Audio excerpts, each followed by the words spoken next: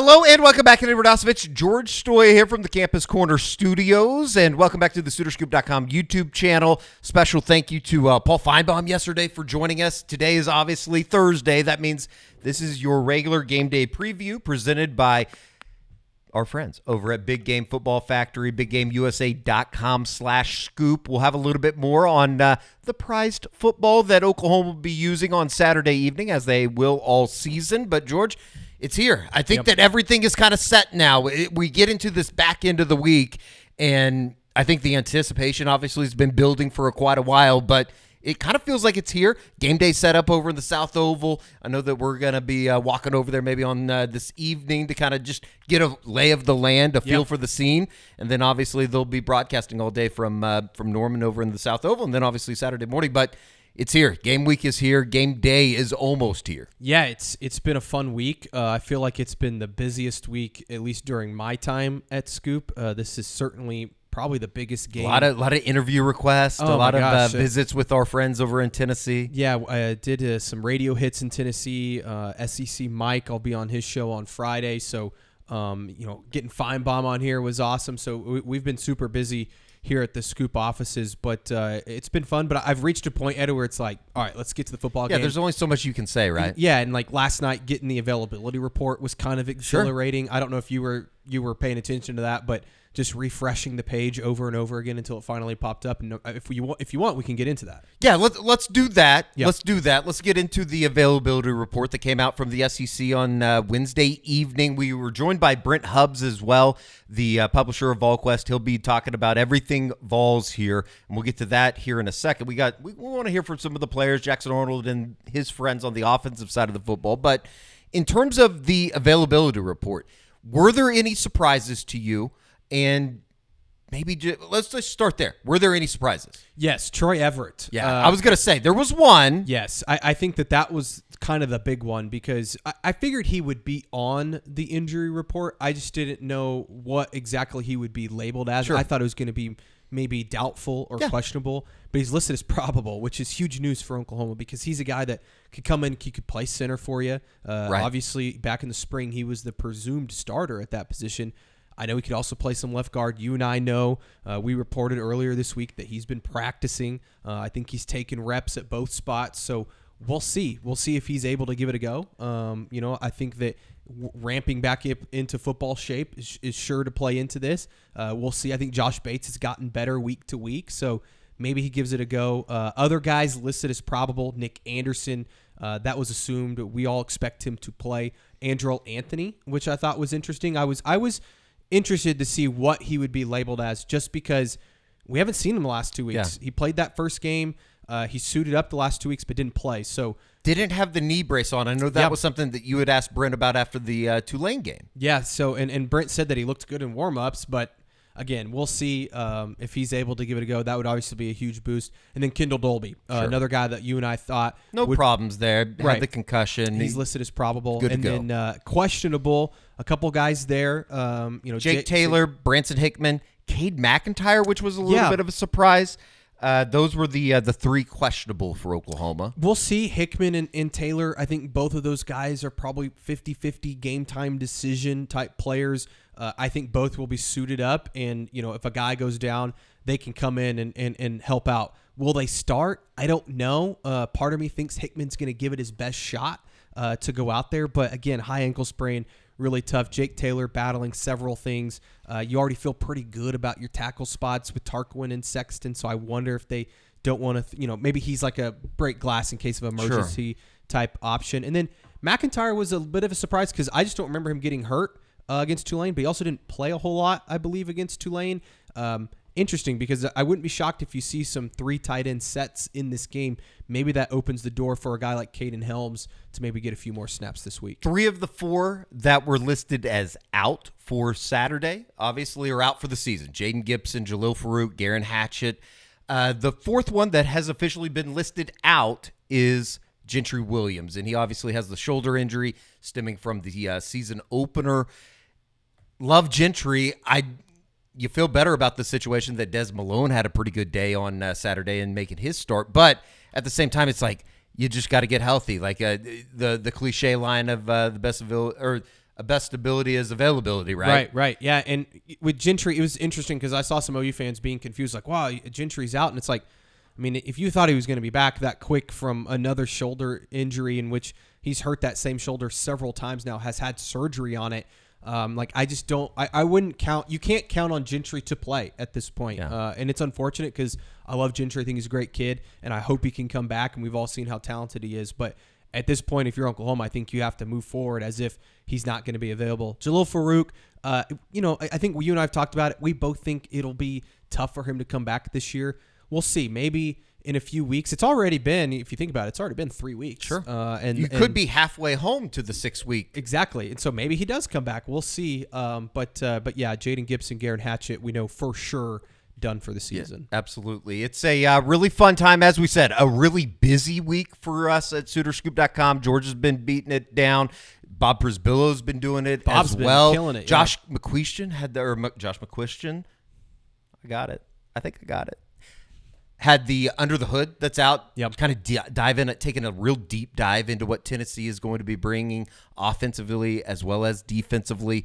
It's a great time to join SoonerScoop.com, and we got a really good deal for you all out there in YouTube land. 50% off a annual subscription to SoonerScoop.com. All you got to do is go to SoonerScoop.com, use the promo code BOOMER, BOOMER, for 50% off, part of our flash sale here leading up to kickoff of the big game in Norman. And I know that you're going to be featuring the man there on the right, and Josh Heupel in his return. Maybe you've heard about it, coming back to Norman for the reunion of sorts, but also a foe this time around. Yeah, it's quite the storyline. I think I've said it a couple times this week, but one of the best storylines, in my opinion, in college football this season, when you think about his history at Oklahoma, winning a national championship, really starting this lineage of great quarterback play at Oklahoma, from passing the torch to Jason White, who then passes it on to Paul Thompson and Sam Bradford, and obviously the great Landry Jones. Sure. And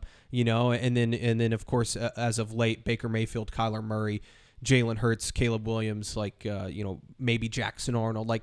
It's been quite the run. So I think it's gonna be really cool, Eddie, to see him back in town. I know that obviously 2014 didn't go the way that anybody wanted it to in his career here, but he said several times this week that if not for what happened at Oklahoma, he's not where he is today. And I know that Josh, his dream job was to be the head coach at the University of Oklahoma, right? And somebody asked me today on an interview in Nashville, if none of that would have happened, say that they would have fired Mike Stoops rather in 2014, would Josh be the head coach at Oklahoma today? And I don't think it's a so. thought exercise for sure. I don't think so, just because I think Josh needed what happened to him. Say the offense was rolling at the time. Oh, then yeah. Well, of course. Say they weren't having those problems offensively. I could be led to believe that he could be the head coach at Oklahoma right now. Yeah, but the problem was that the offense wasn't. It's a hypothetical question. Right. It's off the wall for sure. I think that especially early in his career as a coach, as a quarterback's coach, the success they had on offense, there was a lot of people in the building, and even a couple years as the offensive coordinator, they did perform well as an offense. And I think a lot of people said, well, if Josh stays on this trajectory, he's eventually going to be handed the keys. Ends up being Lincoln Riley, which is crazy how that all ended up. But, like I said, I think that Josh knows, Oklahoma knows, all of this happened for a reason. And like I said, Josh is not the head coach at Tennessee and having the success that he's had, if not for being fired at Oklahoma, having to look at himself in the mirror, having to maybe change up what he was doing a little bit offensively. I think that all of that has led to his success that he's having. Speaking of change offensively, Oklahoma's going to need to change some things going into this game. Obviously, we've talked plenty about Tennessee offensively. Tennessee defensively, led by James Pierce in this group, it's a bear. They've played extremely well here over the first 3 games. Obviously, it's going to be quite the task for Oklahoma. What's crazy is you look at their opponents this season, and Tennessee might be the best defensive line they face all year, and that's they're in the same category as whether it's Texas or Alabama, LSU, like some of these major programs. Tennessee has one of the best groups, and so Oklahoma's going to have to find a way as an offensive line to protect Jackson Arnold and get something going in the running game. I don't know if that's getting the ball out quick from Jackson, or if it's changing up some of their schemes in what they're running the football or sticking with one running back. I know Brent Venables said this week on his teleconference they want one guy to emerge. So they have got to figure out something offensively. I'm sure that's been the plan all week. I'm sure there's going to be some wrinkles in what they do offensively. But you're right, Eddie. If Oklahoma wants to win this football game, they have to find something on offense. What did you think of Jackson Arnold in talking to him on Monday? This is obviously a big spot for a young redshirt freshman quarterback. I thought he was confident. I thought that you could feel his confidence in the way he spoke about the game. I think he's looking forward to it. He's never played in a game this big, but I think also playing Texas high school football helps you maybe prepare for some of this stuff just because of how big those games are. You think back to the Alamo Bowl. It's probably the biggest game he's really ever played in. So you want to see some of that gunslinger mentality from Jackson on Saturday that you saw in the Alamo Bowl, but you also want to make sure that you don't make the big mistakes. So confidence is great. I'm not going to say don't be confident, but also make sure you're taking care of the football. Here is Jackson Arnold, as well as a couple of the members of the offensive unit, just kind of talking about everything going in to the big game on Saturday. Overall, obviously a win is a win. We'll take it. Some things to clean up, some things we left on the board. Same as previous weeks, just little details we got to clean up. But overall, I thought our guys played very physical. I thought we came out and fired off the ball from the start of the game and jumped up 21-0. Obviously a huge lead, but I think we just need to go out and finish those second half, not that last quarter. How much of it was it just a conscious effort to get you in rhythm, get the offense in rhythm early? Yeah, that was a big emphasis point on the week.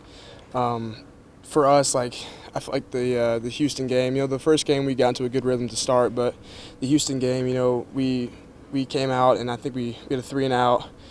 Punted, got that turnover, and then scored. And then after that, we were very flat the entire game. So I think for us was just being physical, flying off the ball, and just kind of getting into a rhythm, getting going, so that we can get up to a big lead like we did. How do you feel like this offensive line is starting to piece together? You've had to play behind several different guys, but you feel like they're starting to find their rhythm? For sure. I think those guys are finally establishing themselves. Obviously, you got a bunch of pieces hurt that you would like to have back, but I feel like dudes have stepped up, really matured these past couple games, namely Josh Bates, Heath Ozai, and Logan Howland. Those dudes, I've seen them really mature these past couple weeks. I feel like they've been playing their butts off recently. You mentioned Josh Bates. How have you seen him grow, especially with the more playing time that he's got? He's grown a lot, and I think for him it's just he's got all the tools necessary. I think for him it was just getting that experience, one, and two, building that confidence surrounding his play. My first game was a struggle. It's tough. That dude's flying around the ball. The speed of play is a little different, so you got to get used to that. And I feel like Josh has done a great job handling that so far. How exciting is the prospect of getting Nick back this coming Saturday? It's awesome. I was talking to him about it today.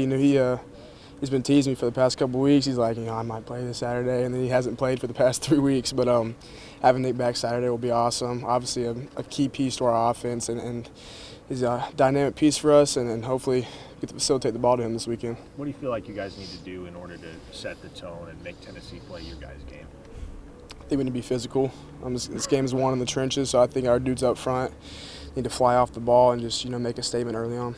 What are you cheesing about back there? I think you were making a face at me, Eddie, during that. I plead the fifth. All right, very good.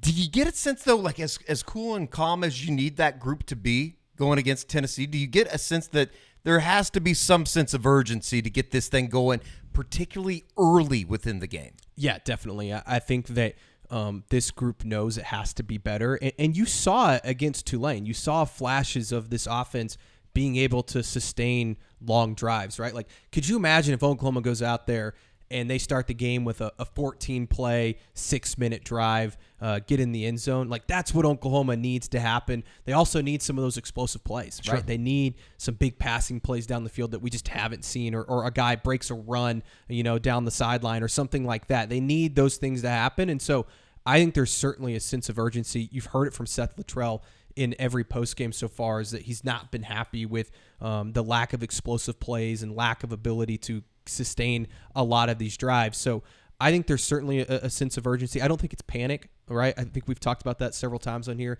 I don't think anybody's panicking in there, but they know this Saturday there's no You can't just keep going 3 and out, right, against Tennessee. Eventually, this Oklahoma defense, which we'll talk about here in a minute, they're going to give up some points in this game. So you have to be able to go on some drives, have some big plays as an offense. It's going to be interesting. We talked to Heath Ozida, who made his first career start last weekend, as well as Jackson Arnold and Brent Venables, talking about the sense of urgency going into this week and the lack of just big plays offensively. Yeah, everyone knows we got Coach B, the best coach in the country. I mean, he's preparing us really hard every week. Just getting us prepared, know everything about them, about our scheme, about what to do. So, I'm really confident in our guys and our coach and our preparation. What's the communication been like up front on the offensive line, especially when you have several different guys playing center for you guys, playing different spots? What's the communication like in the calls been like? It's great. Coach B, Coach everyone the same. The same expectation. Whoever goes in the field, you just the same expectation no matter who you are. So, everyone's coached the same, prepared the same. So, it's easy. We all know what we need to know. I think it's always good no matter who we put in there. I don't know what the level would be, but we've been talking about that since back in early spring. And the ability to create explosive plays is, has got to be one of the most important things that you do from an offensive standpoint. To put pressure and stress on the defense, you have to be able to attack them vertically. Play design's a part of that. Players are a part of that because you got to make plays. There's presentations to create those things, but that can also add to that. And so everything that adds and you put it all together, that it's all really important. In the run game, we had some good runs, and the exact same thing the players heard is, man, that's got to, that 6-yard run should be a 25-yard run. That 15-yard run should be a 40+ or house call. And we haven't been there, and we're a little closer. We got to make people miss on that third level. That's what good players do. You got to make plays, and we got good players, and sometimes they make a good play too. So I think you would be negligent to discount the defense making a good play in space, but the ability to make people miss, run through trash, make something happen, and when you play, on game day.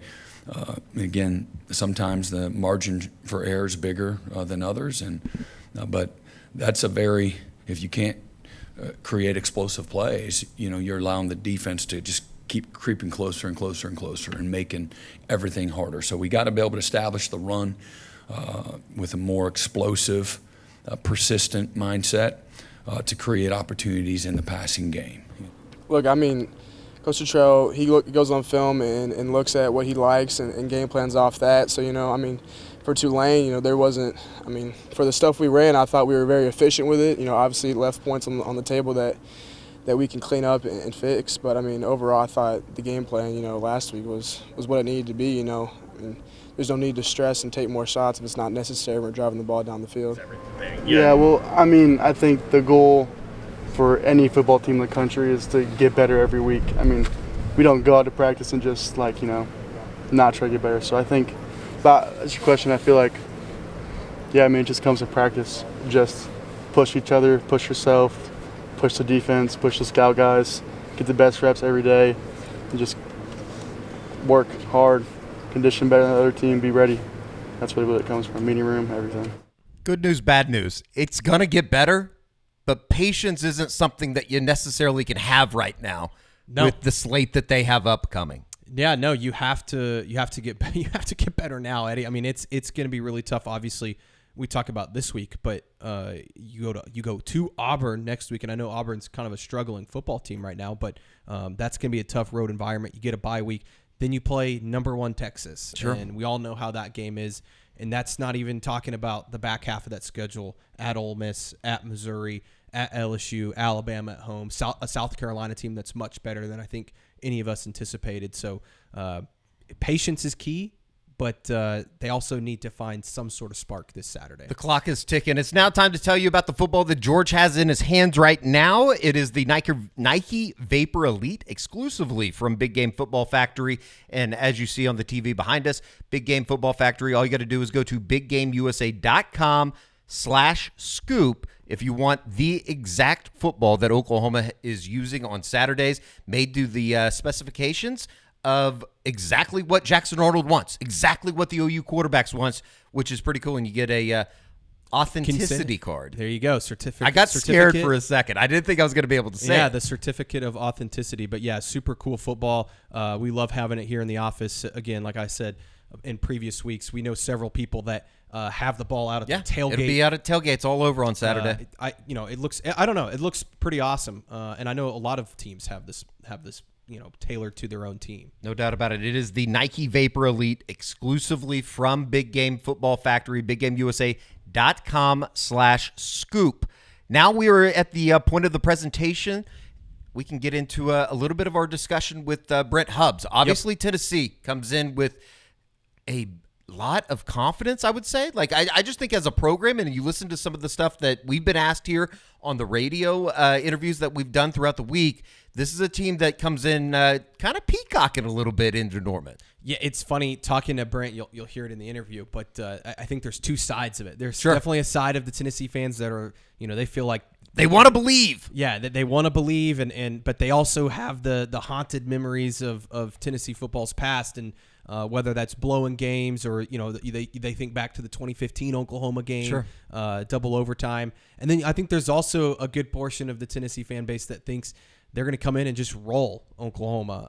And so I think that Brent does a good job of kind of giving us that in-between of the expectations and also a good insight of what this team looks like. We know the big names, right? We know about Nico. We know about James Pierce, but some of the other guys, and also just how Josh Heupel's turned this thing around in 4 years. No doubt. Here is our conversation with the publisher of VolQuest, Brent Hubbs. Now to stop down and get a little bit more on the Tennessee Volunteers, we welcome in Brent Hubbs, the publisher of VolQuest. And Brent, the last time that these two teams played, it was a little bit different. Obviously, with in 2015, I think that there was a lot of momentum with the Tennessee program, or a lot of people felt like that was the moment. Fast forward, I guess 9 years later now, it certainly feels like this is the moment for Tennessee. They've kind of arrived. Just kind of explore Josh Heupel's fourth year here as, he went through the first 3 years, got the big win over Alabama, and it seems like since then there's been a lot of momentum building within the program.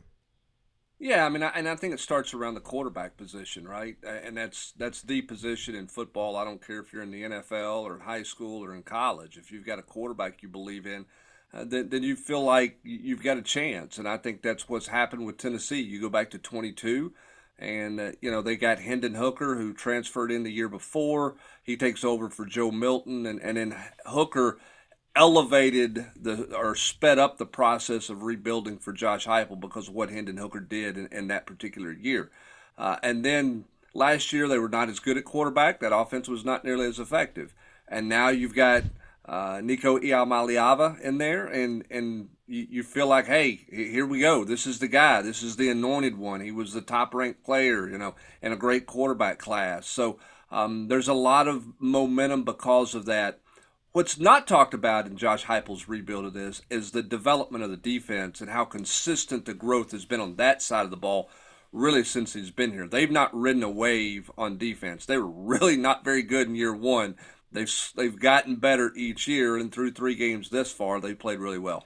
Brent, are you surprised at all about Josh Heupel's success that he's had so quickly there? Because I know when he was hired, a lot of people here in Oklahoma obviously remember his time as the offensive coordinator and didn't really think much of the hire by Tennessee. And now you look at the way that the program... Hand up. I was one of those people. Me as well. So are you surprised at all by this turnaround? And how have Vols fans, I guess, reacted to Josh Heupel as the head coach there?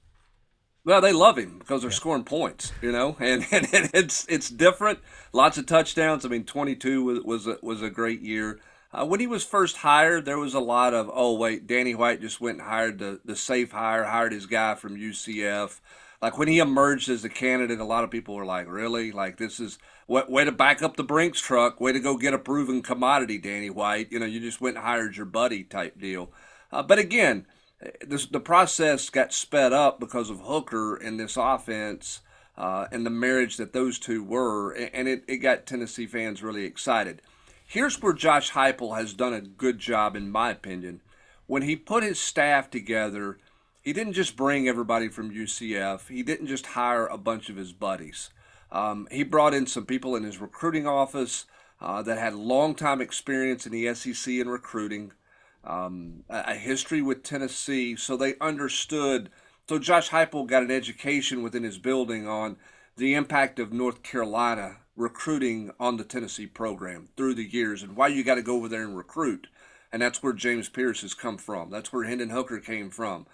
David Sanders, who's committed, is from. So he brought in some people who had a great understanding of Tennessee, and he brings in a veteran defensive line coach in Rodney Garner who understands the SEC, who had been at Tennessee before. So I think what he did in this job is he surrounded himself with some people that he didn't know very well, but they had a real SEC background, which helped him get acclimated to what he was getting involved in, because it's a big job. And quite frankly, some people around Josh wondered if he could handle a job of this magnitude. The scrutiny and everything that comes with being an SEC football coach or a coach at a blue blood. And I think that Josh has handled it well because, in large part, because of the people that he's had around him. They've recruited well. Tennessee's NIL plan has been really good. That's helped him in recruiting. That's helped build the roster. They got a pretty good amount of Jimmies and Joes. It's not just about scheming people up. They're pretty talented. And as a result of that talent, they've got a chance to be pretty good. Let me ask you this, too, about Josh, and just in terms of, I guess, the other side of things. Obviously, one of the big storylines is not going to matter much at about 6:35 when they kick off, but the return trip for Josh Heupel back to Norman. How do Tennessee fans see this return trip as maybe opposed to us on this side of the glass in Norman, where, I think it is a little bit of a celebration and just the weirdness that surrounded Heupel leaving in 2014, being forced out basically by Bob Stoops. How did Tennessee fans see this? Is it a revenge type situation in the Vols world coming into the game on Saturday? Well, I think that's the easy thing to do, right? If you're a Tennessee fan, it's just the whole, we're all rallying around Josh to avenge him, to avenge what happened. And none of the Tennessee fans, and quite frankly, the media on the Tennessee side doesn't know everything that happened in that scenario, right? Like it's who talks to who likes whom, and all those types of things. I mean, did he get fired over the phone? All this stuff that's been out there, nobody really knows. And Josh is not talking about it. Sure. Bob Stoops is not talking about it. And Josh has handled this week really well, in my opinion. And so is Brent Venables. So is the Oklahoma people.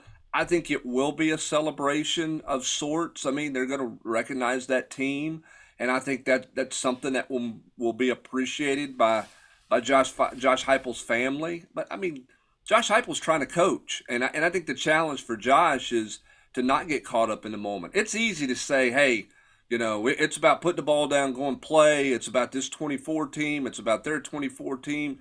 But when you look up on the Jumbotron and there's highlights of you throwing touchdown passes and you're standing there trying to get your team ready to play, or you run into all, people that during warm-ups that are coming up to shake your hand and say hi, it's going to hit. And it's going to hit Josh Heupel probably a little bit more than he thinks it's going to hit him. And he's got to get himself back ready to coach and ready to go for sure.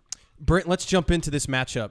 There's been so much talk about Josh Heupel, but let's talk about some of these guys that are going to be playing in the game. Let's start with Nico. I think that's where this thing starts for Tennessee. That's what everybody wants to hear about.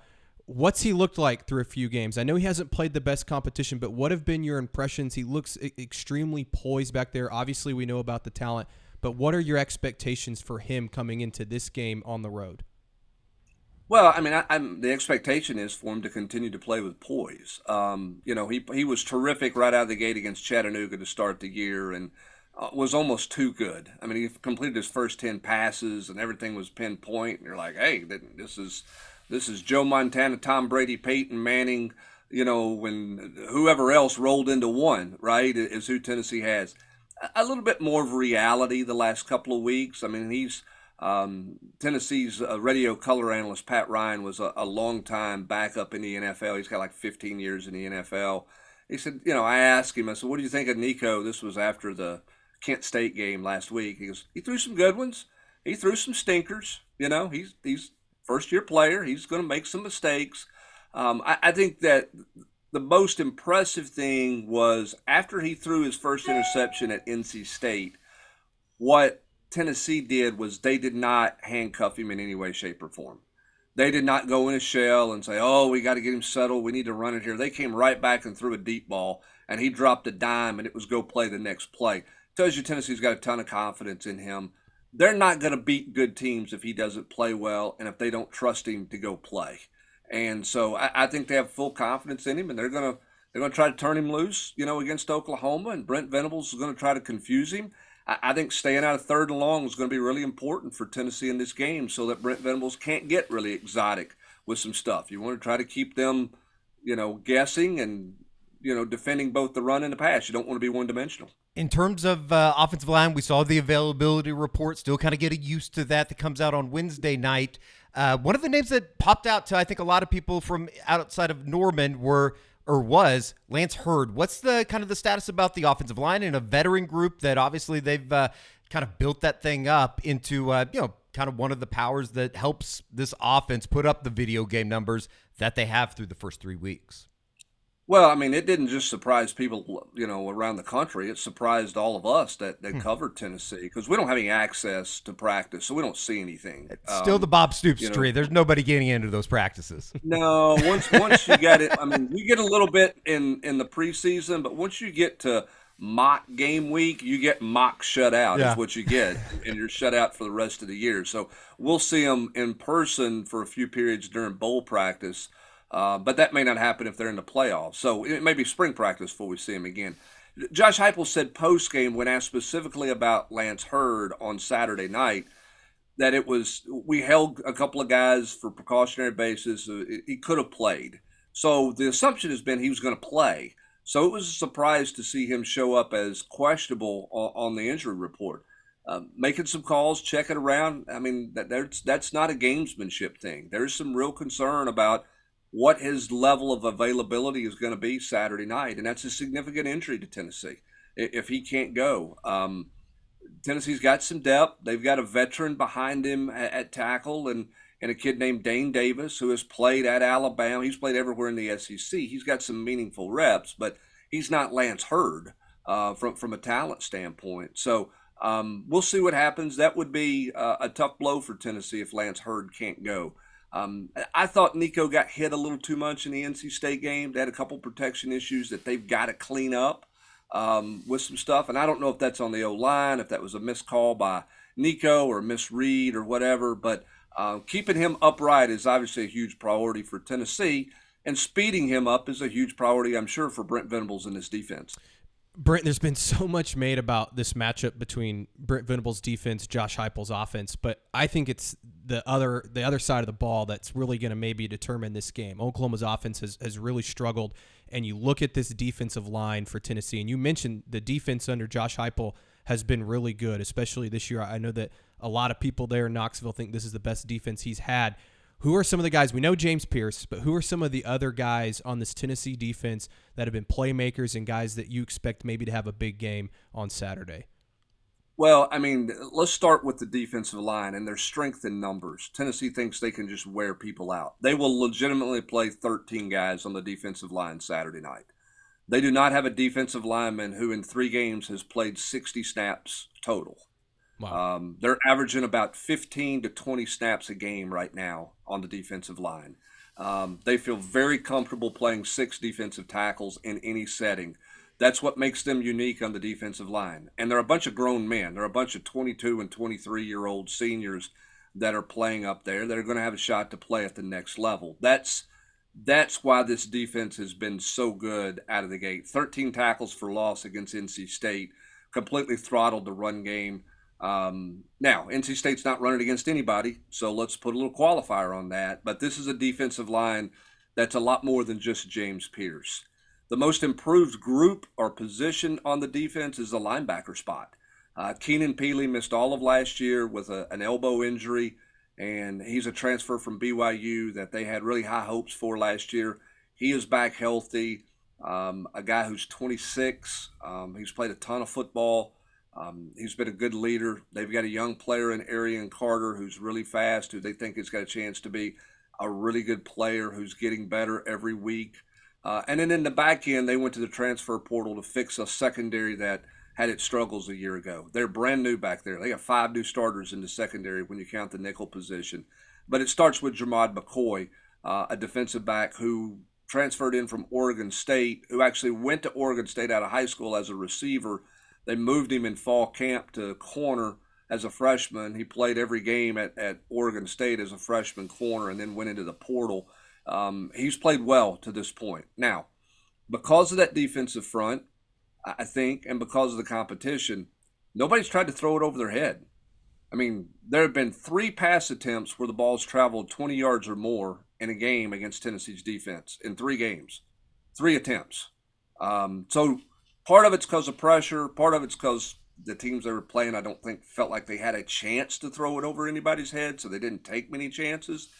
You know, with Nick Anderson coming back, you know, how vertical does Oklahoma try to become after not being very vertical the first 3 games? I think that's an intriguing matchup, particularly early.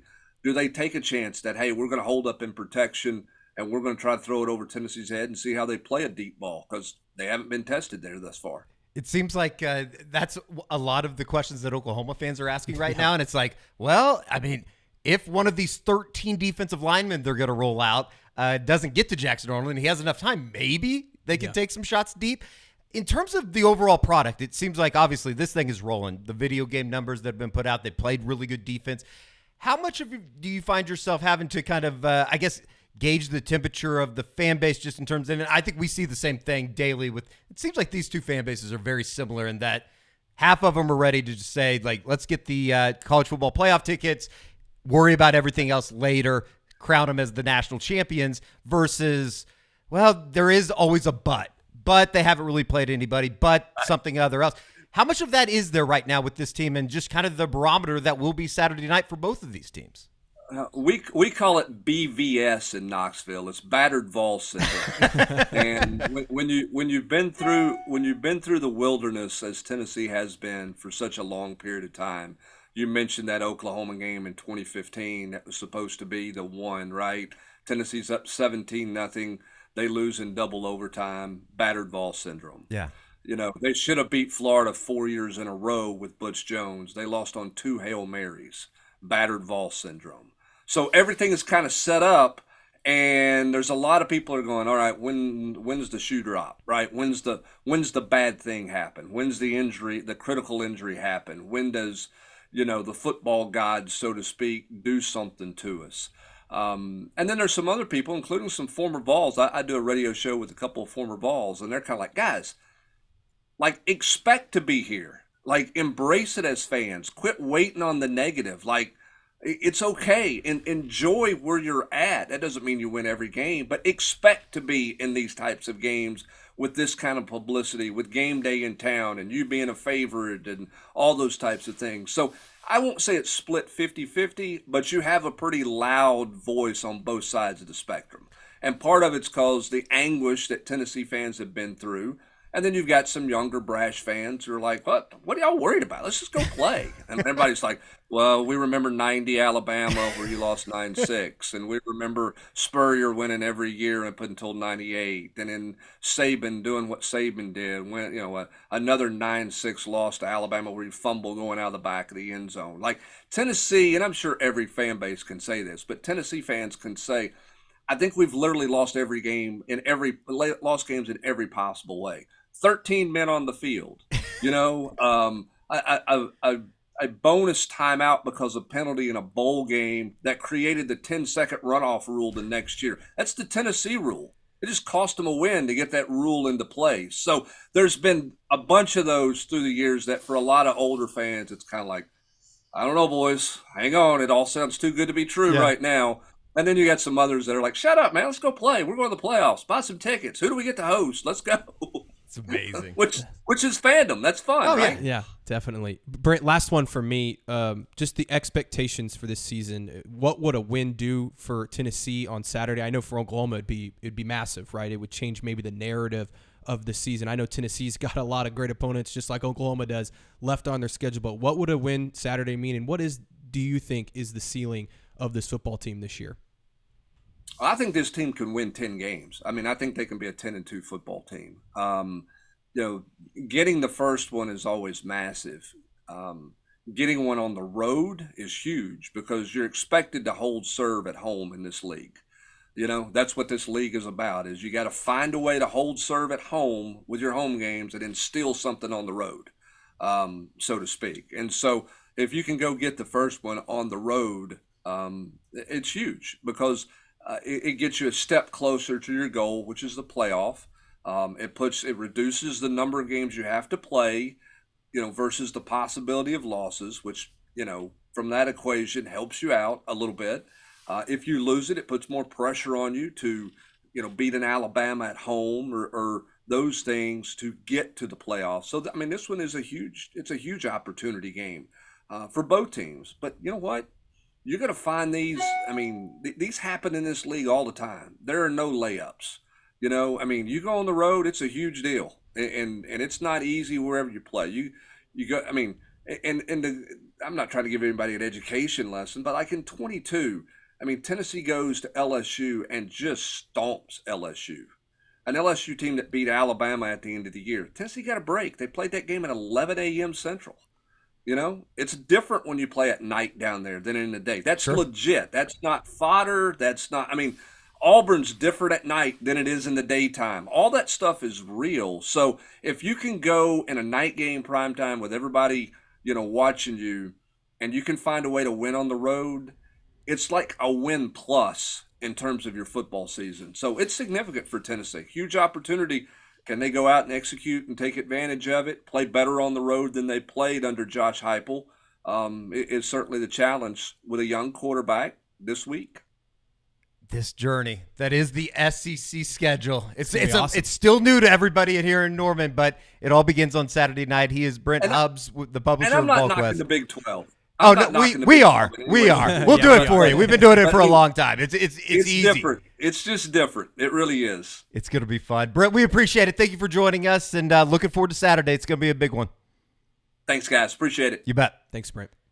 It's great to catch up with Brent Hubbs. Known him for a long time, going back to the other site, and it's exciting. I think that they're just as excited as Oklahoma fans are, which should culminate into something pretty special on Saturday night, crowd-wise and just everything in between. I can't wait to see how many Tennessee fans show up because I think there's going to be a lot. I think there's. I saw a couple of college students at Midway today. Really? Yeah, Midway Deli over in here in the right neighborhood. spot. Yeah. Absolutely. I knew that these guys, they're going to be all right when I saw that they were at Midway for eating lunch.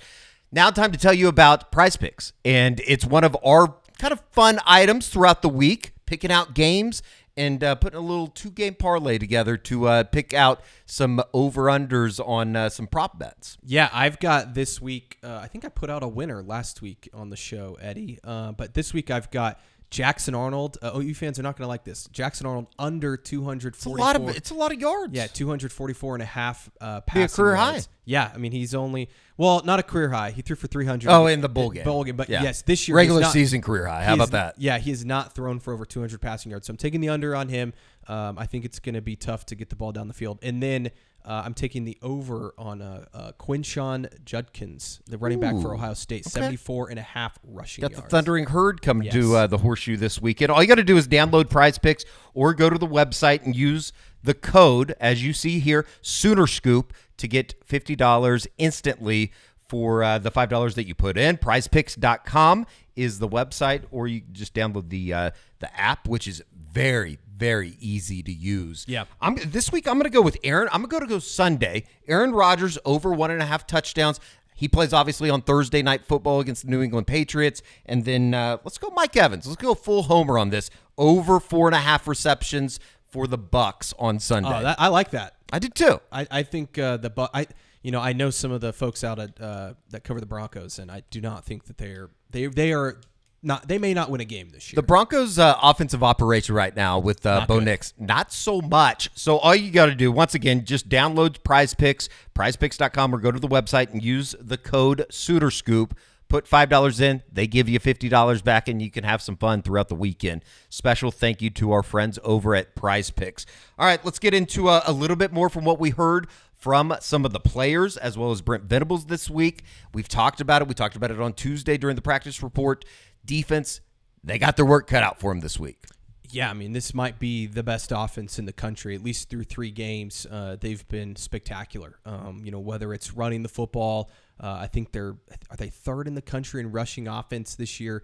They're putting up 300 on both sides, rushing or passing, give or take. It's crazy. Nico's been very good in the passing game. He's somebody that I think is very accurate. He can also take off and scramble. So it's going to be really important for Oklahoma to get after Nico, but also be very assignment sound. Like, you can't let Tennessee run the football. And I've said it a couple times this week, but I feel good about Oklahoma in the run game. Like, they have to slow that down. I think that's where it starts. Make Nico beat you. And I'm sure there's some Tennessee fans watching this like, okay, like, I know there's a lot of confidence in Nico, but for Oklahoma to win this game. Hi to all of you. The comment section just goes wild with the Vols fans. Yeah, and they've been great. They've been awesome. They've been great. So keep commenting on there. But I think for Oklahoma, they have to view this as young quarterback, hostile environment. Let's test him, right? Let's see what he's got. Let's see him try and push the ball down the field against this, very experienced secondary in Oklahoma that's been able to force a lot of turnovers. So I think for Oklahoma defensively, it starts up front with that defensive line, getting some pressure on Nico, and then on the back half, staying assignment sound, not letting guys get behind the defense. Here is Brent Venables, as well as a number of players, talking about Tennessee going into the game. They've outscored their opponents 191-13, which is the biggest differential in SEC history through a team's first 3 games. So they lead the nation in scoring and rank 2nd in total offense. They've got great balance. They're averaging over 300 yards rushing and 300 yards passing, and then their defense is, just outstanding. And total defense, I think they're 1st or 2nd in the country in total defense at just 160 yards a game. So, but everybody talks about the offense, but justifiably so. But the defense is playing every bit as dominant and has not given up a touchdown in 16 quarters. So,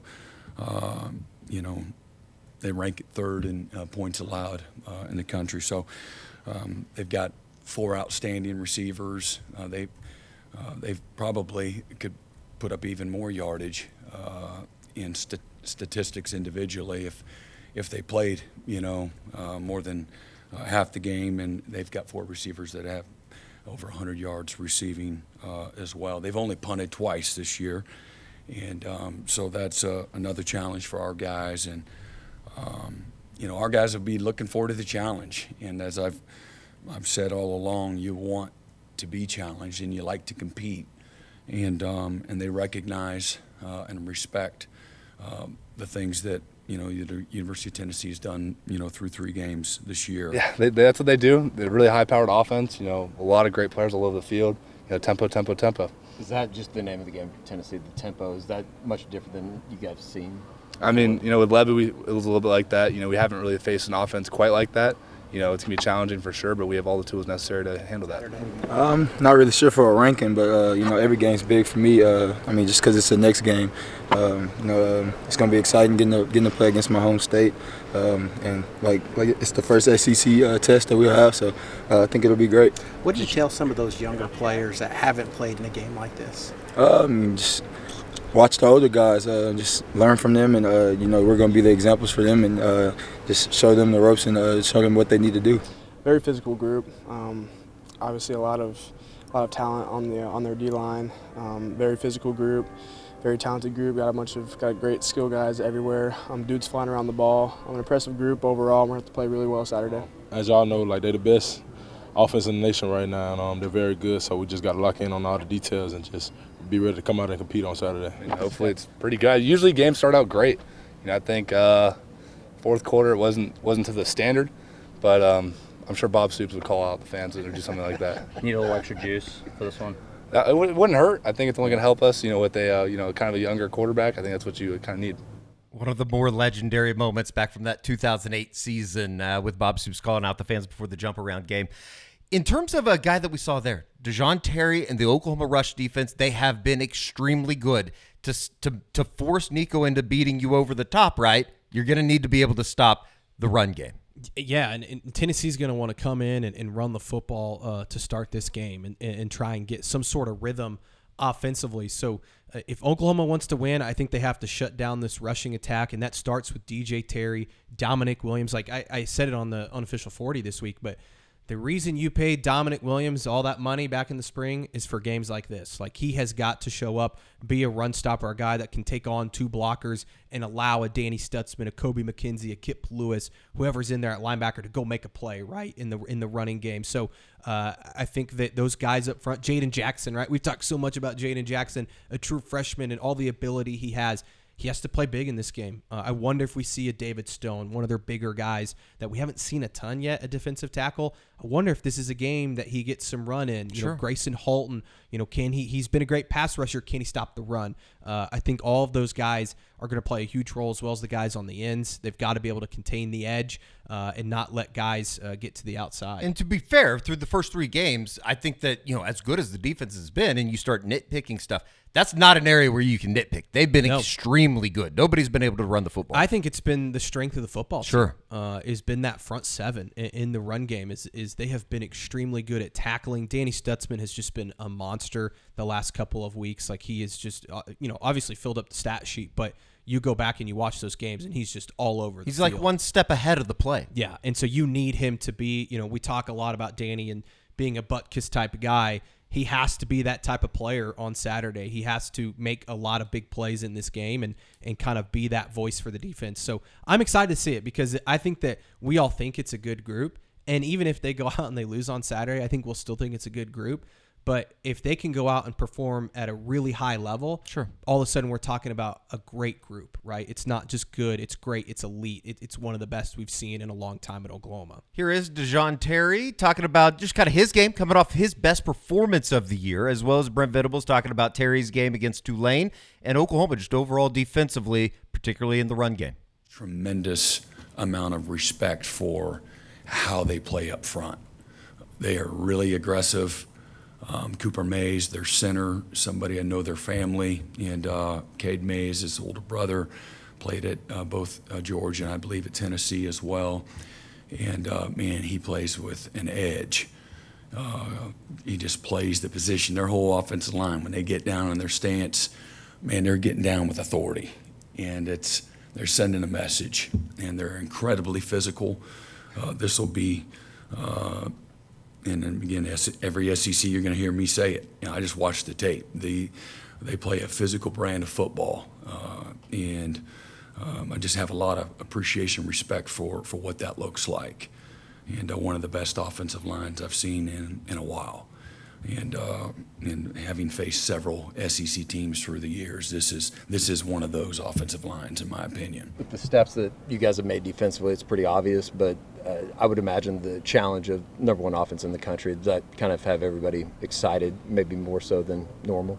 Yes, I mean, it's the same thing. Like, we break it down every week, defend the standard. So, I mean, everybody going to get our best, and we know we're going to get everybody best. So, it ain't nothing different. We just got to lock in on the details, just get ready to play on Saturday. Yeah, he had his best game, and I think I might have mentioned it.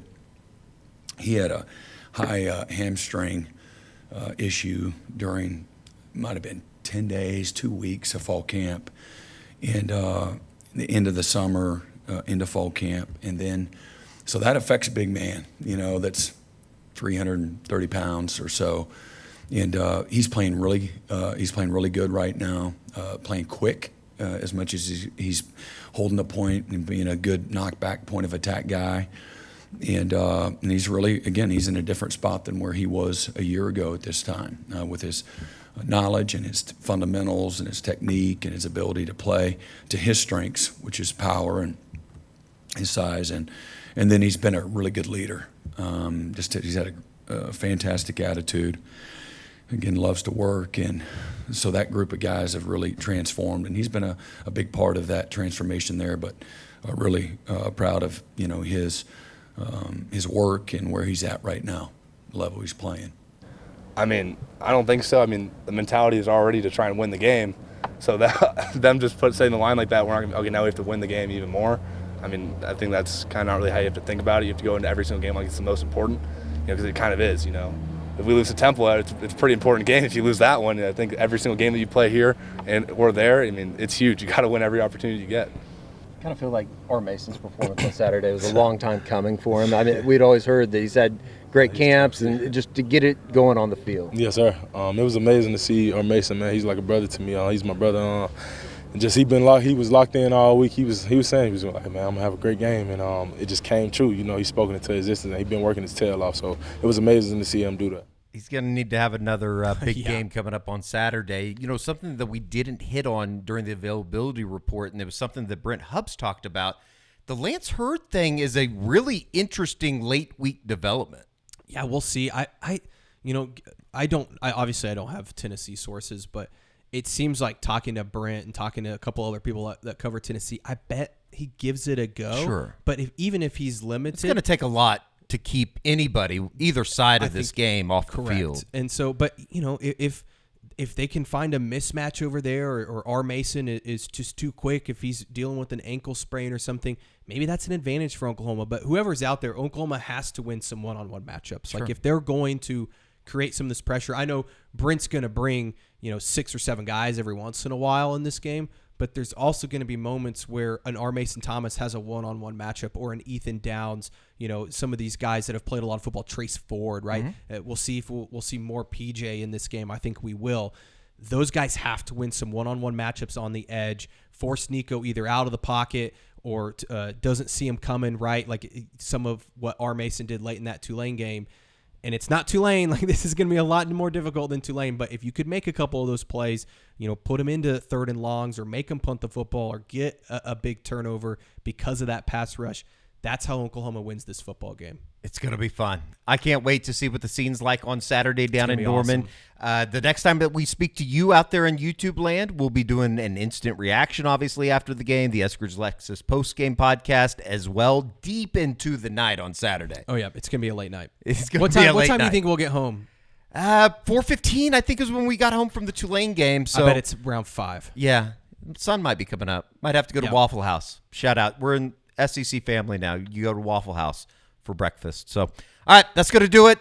George, thank you. Excited for Saturday. Everybody out there, enjoy it. Like, I know that there's a lot of, tension, a lot of buildup that goes into this. Yep. This is one of the reasons that I think we all love the game of college football, is because of Saturdays like this one. It's crazy, too, because, there's 4 more of these type of games on OU's schedule. And it kind of hit me today interviewing Brent Hubbs when he was talking about going on the road and all of these games and the rest of the schedule. You get through Saturday, and all of a sudden Auburn becomes a big game, even though that they might not be the best team out there. It's every week in this league, and that's what makes it so much fun. It's why Oklahoma joined this league as a university, is because of everything that goes into it. And not just this year, but next year, and all the opponents that are going to come to town next year, and where we're going to go. We're going to get to go to Knoxville next season, which I know you've been. I've never been, but it's awesome, and it's really cool to think that this is the future of OU football is playing these type of